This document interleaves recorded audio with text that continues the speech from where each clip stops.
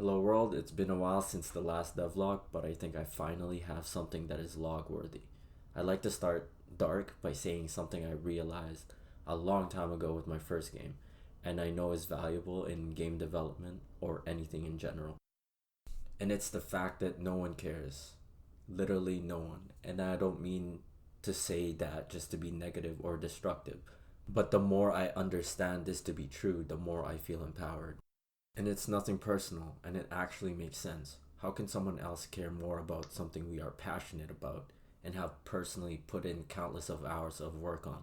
Like, there's also the fact that everyone has something going on for themselves, their own passions, their own games. It's just not personal.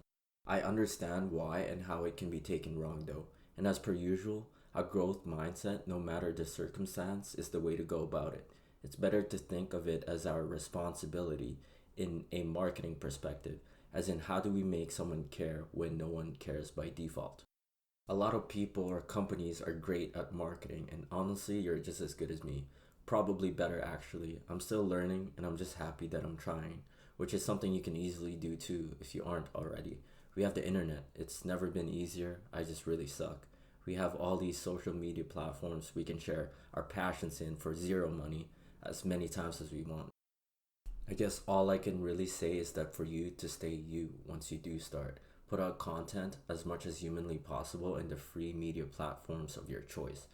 There are inspirations everywhere and there are always more things to learn, but it's never cool to be a straight up copy of someone else out there. Anyway, enough of that, on to the actual devlog. Okay, I know this game will overall be simple once everything is said and done, but stacking objects that look the same all throughout the game just doesn't do it. So I've added variety. There are now 3 different cubes that can spawn in the game, each with their own color, width, and individual value. The first one is the honey yellow colored cube. It has a value of 3, and the second will be the green sheen colored cube. It has a value of 2, and the last would be the grulo colored cube, which will have a value of 1. And the width of the cube just gets smaller by a fraction the more valuable it is. I've also experimented with a 4th purple cube that had a 50-50 chance of being worth 3, 2, or 1 with 0, and it kept the same width as a value of 1. I just ended up not going with the idea because of its RNG nature. It may come back to life later down the road because it does fit into an aspect of the theme for the game. If that is an idea that sounds good in the game design perspective, please help me out.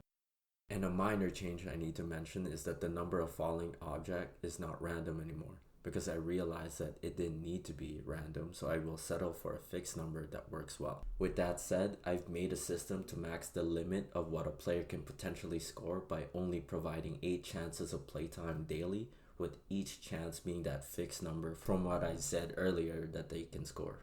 To try and make it more clear, let's say the fixed number a player can potentially score per playtime is 10.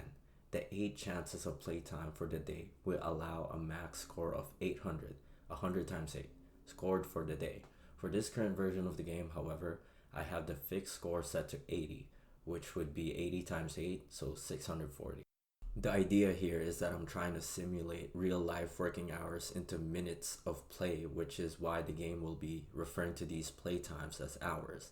And depending on how the player does per hour, pretty much equal their hourly wage. After these 8 hours of playtime, aka work shift in real life, it then repeats again for the next day, and more specifically at midnight, where the player is given their 8 hours to work. Ultimately, this is all part of the plan in building up the financial literacy I'm claiming this game will subtly help in teaching or reinforcing. Feel welcome to guess on what the pseudo name for the scoring will be. Let me know down in the comments below. And if you're ever interested in having your name forever embedded in the startup screen of the game once it's out, consider doing a top donation subscription tier on my website while bringing my dream life closer to reality at the same time. Anything helps, so even a free subscription on my website is huge, and you will be emailed a link to beta test rainy day once it's available. And a special thank you shout out to my website supporters who donated in November so far. Thank you, Laura Milligan.